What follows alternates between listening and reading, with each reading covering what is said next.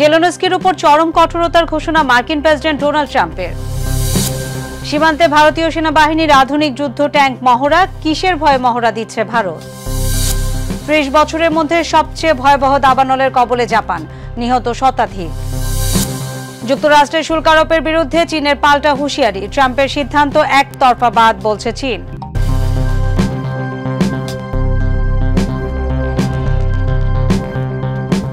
দর্শক, আমন্ত্রণ মাই TV I নিউজে। এতক্ষণ দেখছিলেন শিরোনাম, সাথে আছি আমি নাদিয়া ইসলাম। লিলি হালাল বিউটি সোপ, বিএসটিআই কর্তৃক সনদপ্রাপ্ত দেশের প্রথম হালাল বিউটি সোপ, দীপ্তিময় উজ্জ্বল ত্বকের জন্য। ইউক্রেনের প্রেসিডেন্ট ভলোদিমির জেলেনস্কির উপর আরও কঠোর হলেন মার্কিন প্রেসিডেন্ট ডোনাল্ড ট্রাম্প। বন্ধ করলেন সব রকম সামরিক সহযোগিতা, আর এতেই আগের তুলনায় আরও বেশি কোণঠাসা হয়ে পড়েছে ইউক্রেন। বাকবিতণ্ডার বিষয় যখন তুঙ্গে, তার মধ্যেই কঠোরতা প্রদর্শন করলেন এই মার্কিন প্রেসিডেন্ট। ধারণা করা যাচ্ছে ভবিষ্যতে জেলেনস্কির উপর আরও কঠোর মনোভাব প্রকাশ করতে পারে যুক্তরাষ্ট্র। বিস্তারিত রিপোর্টে। এবার জেলেনস্কির আচরণে ক্ষিপ্ত হয়ে মার্কিন প্রেসিডেন্ট ডোনাল্ড ট্রাম্প দিলেন বড় ধরনের নিষেধাজ্ঞা। যুক্তরাষ্ট্র ইউক্রেনকে করবে না আর কোনো সামরিক সহযোগিতা। এ যেন রাতারাতি বন্ধু হয়ে গেল শত্রু। শুধু কি বাকবিতণ্ডার জেরে জেলেনস্কিকে কোণঠাসা করছে ট্রাম্প, নাকি এর পেছনে রয়েছে অন্য কোনো রহস্য? ইউক্রেনকে সামরিক সহযোগিতা প্রদান সাময়িক সময়ের জন্য বন্ধ করে দিয়েছে যুক্তরাষ্ট্রের প্রেসিডেন্ট ডোনাল্ড ট্রাম্প। হোয়াইট হাউসে ইউক্রেনের প্রেসিডেন্ট ভলোদিমির জেলেনস্কির সঙ্গে বাকবিতণ্ডার পর এই সিদ্ধান্ত নেন তিনি। ৩ মার্চ একাধিক সংবাদ মাধ্যমের প্রতিবেদনে এই সিদ্ধান্তের কথা জানায় যুক্তরাষ্ট্র।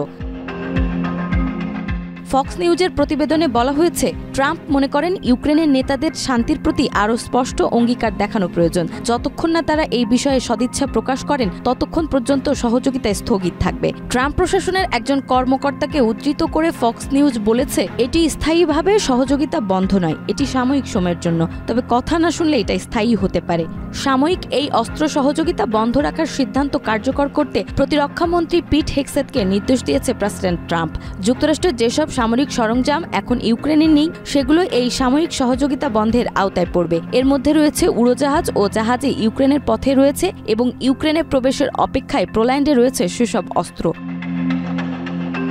এদিকে হোয়াইট হাউসের সাংবাদিকদের সঙ্গে আলাপকালে ট্রাম্প বলেন, যুক্তরাষ্ট্র ইতিমধ্যেই ইউক্রেনকে কয়েকশো কোটি ডলারের সামরিক সহায়তা প্রদান করেছে। ইউক্রেনের উচিত যুক্তরাষ্ট্রের সহযোগিতার জন্য আরও কৃতজ্ঞতা প্রকাশ করা, কিন্তু এটা তাদের আচরণে নেই। অতএব আমাদের সহযোগিতার ব্যাপারে ভাবতে হবে। একথার পরেই সহযোগিতা বন্ধের ঘোষণা দেন মার্কিন প্রেসিডেন্ট। ধারণা করা যাচ্ছে ভবিষ্যতে এর চেয়ে বড় মাশুল দিতে হবে জেলেনস্কিকে। শিলিগুড়ি করিডোর সুরক্ষায় সীমান্তে T-90 যুদ্ধ ট্যাঙ্কের মহড়া দিয়েছে ভারতীয় সেনাবাহিনী। বিশ্লেষকরা ধারণা করছে বাংলাদেশের ভয়ে চিকেন নেক সুরক্ষায় এই ট্যাঙ্ক মহড়া শুরু করেছে দেশটি।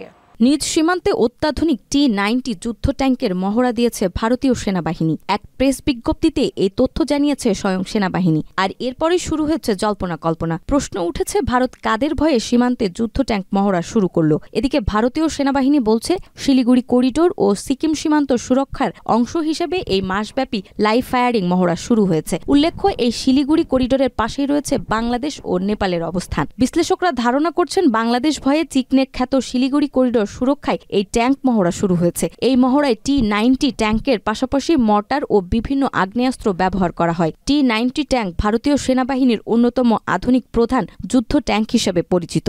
গত 3 দশকের মধ্যে সবচেয়ে ভয়াবহ দাবানলের কবলে জাপান। প্রাণহানি ঘটেছে শতাধিক মানুষের। নিরাপত্তার স্বার্থে 4600 বাসিন্দাকে সরিয়ে নেওয়া হয়েছে। জাপানে ভয়াবহ দাবানল ছড়িয়ে পড়েছে। গত 3 দশকের মধ্যে সবচেয়ে ভয়াবহ দাবানল এটি। আগুন নিয়ন্ত্রণে আনতে দেশটির সরকার 2000-এর বেশি দমকল কর্মী মোতায়েন করেছে। নিরাপত্তার স্বার্থে 4600 বাসিন্দাকে সরিয়ে নেওয়ার নির্দেশ দিয়েছে দেশটির সরকার। জানা গেছে, প্রধান দ্বীপ হনসুর পূর্ব উপকূলে ছড়িয়ে পড়া এই দাবানলে অন্তত 100 জনের মৃত্যু হয়েছে। অগ্নি নির্বাপন ও দুর্যোগ ব্যবস্থাপনা সংস্থার তথ্য অনুযায়ী ওফুনাতো শহরের কাছে এই দাবানলের আগুন প্রায় 2100 হেক্টর জমি গ্রাস করেছে। টোকিও সহ বিভিন্ন অঞ্চলের দমকল কর্মীরা আগুন নিয়ন্ত্রণের চেষ্টা চালিয়ে যাচ্ছে। সেনাবাহিনীর সহায়তায় 16টি হেলিকপ্টারও কাজ করছে। স্থানীয় কর্মকর্তাদের মতে, এখন পর্যন্ত 3000-এর বেশি মানুষ এলাকা ছাড়তে বাধ্য হয়েছে। আগুন নিয়ন্ত্রণে না আসলে এই সংখ্যা বাড়তে পারে। যুক্তরাষ্ট্রের শুল্ক আরোপের বিরুদ্ধে পাল্টা হুঁশিয়ারি দিয়েছে চীন। মার্কিন প্রেসিডেন্ট ডোনাল্ড ট্রাম্পের সিদ্ধান্তকে একতরফাবাদ এবং হুমকি বলেও আখ্যা দিয়েছে দেশটি। মার্কিন প্রেসিডেন্ট ডোনাল্ড ট্রাম্প সম্প্রতি চীনা পণ্যের উপর অতিরিক্ত 10% শুল্ক আরোপের ঘোষণা দিয়েছেন, যা 4 মার্চ থেকে কার্যকর হবে। ট্রাম্পের এই পদক্ষেপে ক্ষুব্ধ প্রতিক্রিয়া জানিয়েছে চীন। চীনের বাণিজ্য মন্ত্রণালয় এক বিবৃতিতে জানিয়েছে তারা নিজেদের স্বার্থ রক্ষার পাল্টা ব্যবস্থা গ্রহণ করবে, তবে কী ধরনের প্রতিক্রিয়া জানানো হবে সে বিষয়ে স্পষ্ট কিছু বলা হয়নি। চীন ট্রাম্পের এই শুল্ক আরোপকে একতরফাবাদ ও হুমকি হিসেবে আখ্যায়িত করেছে। এদিকে যুক্তরাষ্ট্রে 2023 সালের 72,776 মার্কিন নাগরিক ফ্যান্টানিলের কারণে প্রাণ হারিয়েছিলেন। মার্কিন প্রশাসন বরাবরই এই মাদকের সরবরাহের জন্য চীনকে দায়ী করে আসছে, যদিও চীন এসব অভিযোগ অস্বীকার করেছে। এছাড়া ট্রাম্প কানাডা ও মেক্সিকোর পণ্যের উপর 25% শুল্ক আরোপের ঘোষণা দিয়েছে। ট্রাম্পের দাবি এই শুল্ক আরোপ মাদক পাচার ও অবৈধ অভিবাসন নিয়ন্ত্রণে সহায়ক হবে। মারা গেছেন 24 লাখ শিশুকে রক্ত দেয়া জেমস হ্যারিসন।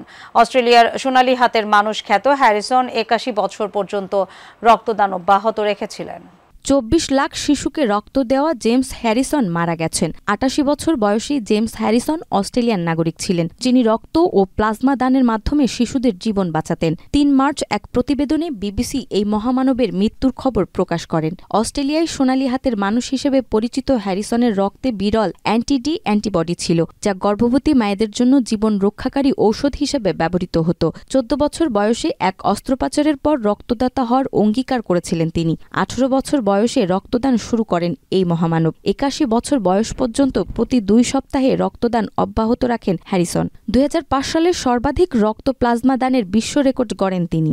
আন্তর্জাতিক বিচার আদালতের নতুন প্রেসিডেন্ট হিসেবে নির্বাচিত হলেন ইউজি রিয়াসাওয়া। সাবেক প্রেসিডেন্ট নওয়াফ সালাম লেবাননের প্রধানমন্ত্রী নির্বাচিত হওয়ায় তার স্থানে স্থলাভিষিক্ত হন তিনি।